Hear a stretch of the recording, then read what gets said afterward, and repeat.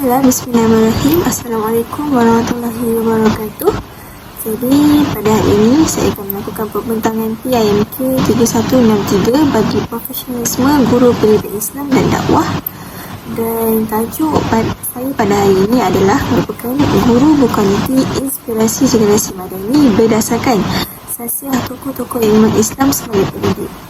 Jadi terlebih dahulu saya mengucapkan ribuan terima kasih kepada Saudara Salimah binti Mu'tah kerana sudi mendengar pembentangan saya pada hari ini. Jadi saya Nurul Syahira Nia Atira binti Muhammad Azmi dari kelas PICP Pendidikan Islam 6 akan melakukan pembentangan.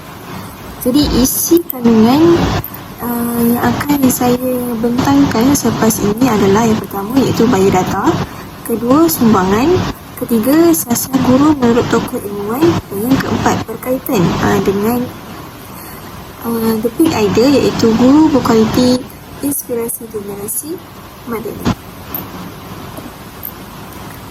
Jadi tokoh ilmuwan yang telah saya pilih iaitu Ibnu Sahnun yang merupakan ulama pendidikan kanak-kanak. Jadi nama beliau adalah merupakan Abu Abdullah Muhammad bin Abi Sa'id Sahnun. Beliau mempunyai sifat wara', rendah diri, zuhud dan berpaling daripada kesenangan dunia dan mempunyai sifat khusyuk dan mengingat tentang akhirat. Jadi beliau telah meninggal dunia pada 256 Hijrah bersamaan 872 Masehi di Sahil ketika berumur 54 tahun dan dimakamkan di Bab Nafi' Qairawan bersebelahan makam ayahanda. Jadi dari segi pendidikan, beliau telah dihantar ke Al-Quttab iaitu merupakan pusat pendidikan kanak-kanak Islam, iaitu beliau telah belajar berkaitan dengan Al-Quran dan dasar-dasar membaca. Kemudian beliau juga telah mengembara ke seluruh negeri dan negara untuk menuntut ilmu seperti Mesir, Hijaz, Tripoli iaitu Libya, Madinah dan Mekah.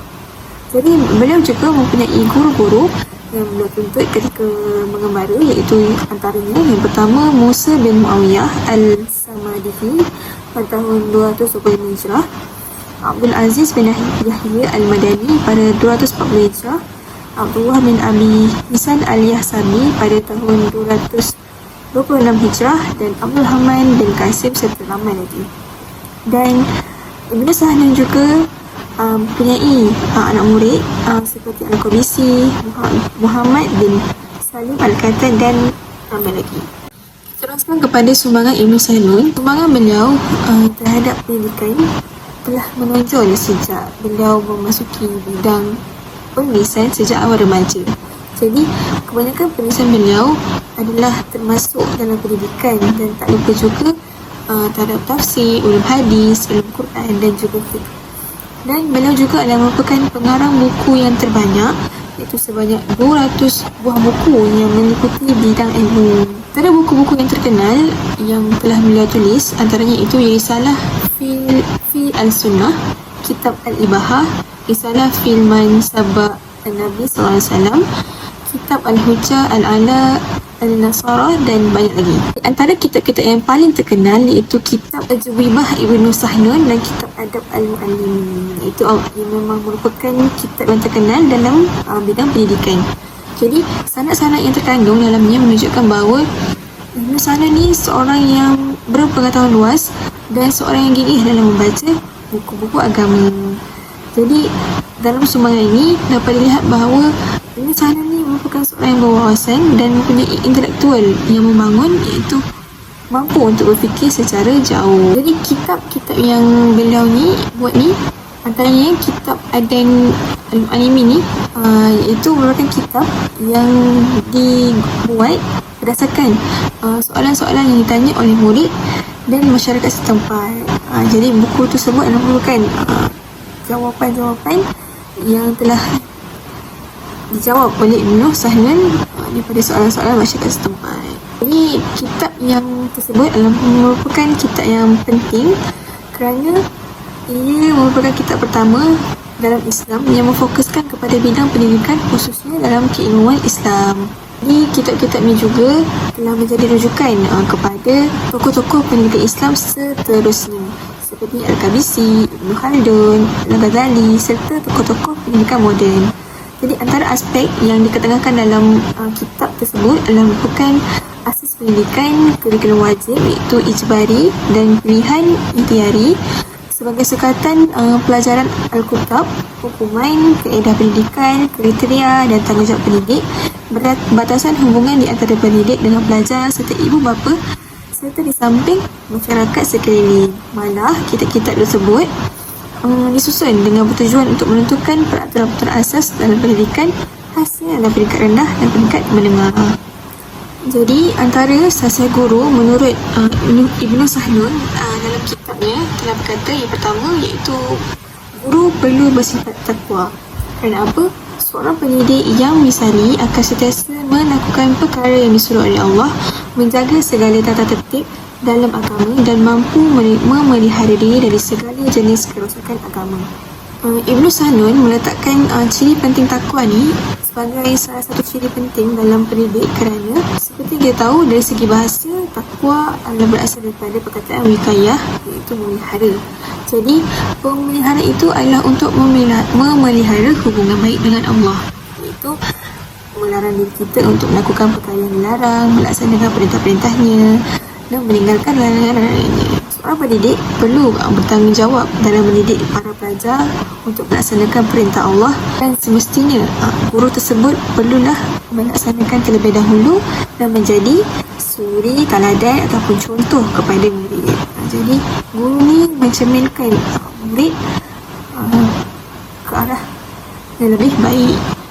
Dalam surah Al-Baqarah ayat 197, sesungguhnya sebaik-baik bekal itu adalah takwa, memelihara diri dari keaiban iaitu meminta sedekah, dan bertakwalah kepadaku wahai orang-orang yang berakal yang dapat memikir dan memahaminya.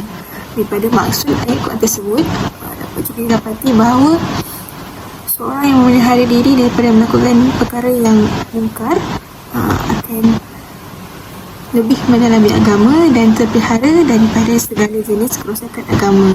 Maka kita sebagai guru perlulah mencontohi perkara tersebut agar menjadi tauladan terbaik terhadap murid dan murid dapat ikut perkara yang baik daripada guru. Seterusnya adalah prihatin. Okey.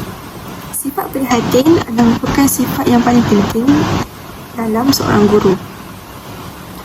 Di mana guru perlu menyerahkan rasa kasih sayang, dan rasa kasih sayang itu perlulah diwujudkan dalam seorang diri pendidik agar pendidik mudah untuk membina hubungan harmoni bersama pelajar-pelajar.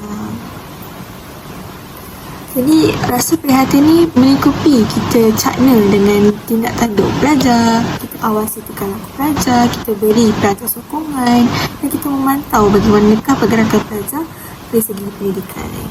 Jadi dalam kitab Ibnu Sahnun telah banyak diperkatakan hendaklah guru sendiri yang memperhatikan murid-muridnya pada saat kepulangan mereka dan beritahu kepada orang tua mereka bahawa mereka tak datang. Ini menunjukkan bahawa seorang guru yang baik adalah seorang guru yang sentiasa memerhati murid, tidak kira dari aspek apa, supaya hubungan harmoni antara guru dan murid dapat dicapai dan pelajaran dalam kelas dapat dilaksanakan dengan baik. Jadi Ibnu Sahnun juga telah berkata dalam kitab dia bahawa guru tak boleh sibuk sendiri sehingga tak memperhatikan murid, kecuali pada waktu-waktu tertentu di mana dia tidak melalaikannya, iaitu untuk mengawasi mereka pada saat itu. Namun tiada masalah bila dia bercakap-cakap sementara pada saat bersamaan dia melihat dan memperhatikan mereka. Maksud kat sini, walau di mana guru tu berada, kita sentiasa alert, sentiasa cakna dan memperhatikan murid di sekolah supaya tidak berlaku sebarang permasalahan dan kita menjaga murid kita di sekolah. Seterusnya, sifat sasar yang perlu ada dalam guru menurut Ibnu Sahnun iaitu adil. Iaitu seperti kita tahu bahawa apabila guru takwa mestilah disusuli dengan rasa adil. Jadi pendidik yang bertakwa akan sentiasa melaksanakan tugas pendidikan dengan penuh keadilan. Kerana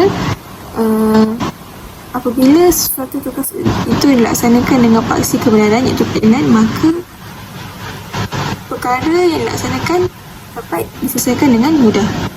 Dalam kitab Dalam kitab Ibn Sahnun, hadis daripada Anas bin Malik berkata Rasulullah SAW berkata, pendidik iaitu muadib mana saja yang menangani pendidikan 3 orang anak kecil dari umat ini, lalu ia tidak mengajarinya secara sama, yang fakir bersama yang kaya di antara mereka dan yang kaya bersama yang fakir di antara mereka, kelak pada hari kiamat ia akan diiringi bersama para pihak lain.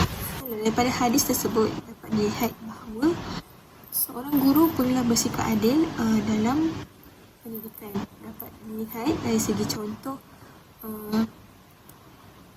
guru menaksir murid melalui sistem tahap perkosaan itu band 1 sampai band 6. Jadi sekiranya seorang guru itu menilai seorang murid dengan cara yang tidak adil, maka seorang murid itu akan ditaksir dengan cara yang adil lah. Sekiranya seorang murid tu dah buat kerja tapi sebenarnya guru tu menggagalkan dia, so perkara tersebut akan menyebabkan guru tidak adil dan berat sebelah, dan akan menyebabkan keputusan peperiksaan seorang murid tu akan kacau lah. Jadi dengan adanya sikap adil ni dapat dilihat bahawa adil juga memainkan peranan penting sebagai seorang guru untuk mencapai sasaran terbaik dan menjadi seorang guru yang berkualiti agar pendidikan sentiasa berada di hadapan. Jadi berdasarkan the big idea iaitu guru berkualiti inspirasi generasi madani, dapat dilihat bahawa menjadi seorang guru menuntut kecekalan dan semangat dalam mendidik yang sangat tinggi. Kerana apa? Guru merupakan orang yang paling bertanggungjawab selepas ibu bapa untuk memberikan pendidikan, pedoman dan bimbingan terhadap anak-anak bangsa. Menjadi seorang guru juga membawa peranan yang sangat penting untuk menjadi penggerak dan melahirkan generasi madani yang memiliki ketinggian ilmu dan adab serta jati diri bangsa yang kuat untuk menjadi sebuah negara madani berdasarkan acuan kita sendiri. Jadi menjadi seorang guru yang insani pula iaitu menjadi seorang guru yang berupaya memahami emosi murid. Kita guru bersifat empati dan guru mampu menyembuhkan rasa nilai kasih sayang ke dalam jiwa mereka bagi memenuhi keperluan murid dari segi psikologi atau fisiologi yang menyeimbangkan potensi seorang murid dari segi jeris iaitu jasmani, emosi, rohani, intelektual dan sosial berdasarkan falsafah pendidikan kebangsaan. Jadi pada masa yang sama,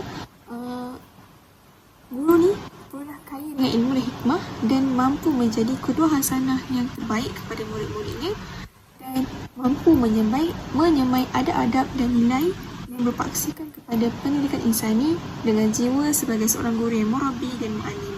Jadi pada akhirnya, guru yang berkualiti ini merupakan guru yang mempunyai pengetahuan yang luas dalam mendidik dalam pelbagai aspek serta bidang pengajaran dan pembelajaran sesuai dengan tahap kebolehan pelajar untuk diajar. Seorang guru yang berjiwa pendidik seharusnya bersifat kompeten dari segi aspek pedagogi, sosial, profesional dan peribadi. Jadi guru-guru yang kompeten ini akan mendidik dengan menggunakan pelbagai strategi pengajaran, pemudah cara dan PDPC dan memberikan tunjuk ajar dengan sentuhan kasih sayang, bertindak dengan penuh tanggungjawab dan menjadi suri teladan semata-mata untuk menjadikan pelajarnya insan yang unggul.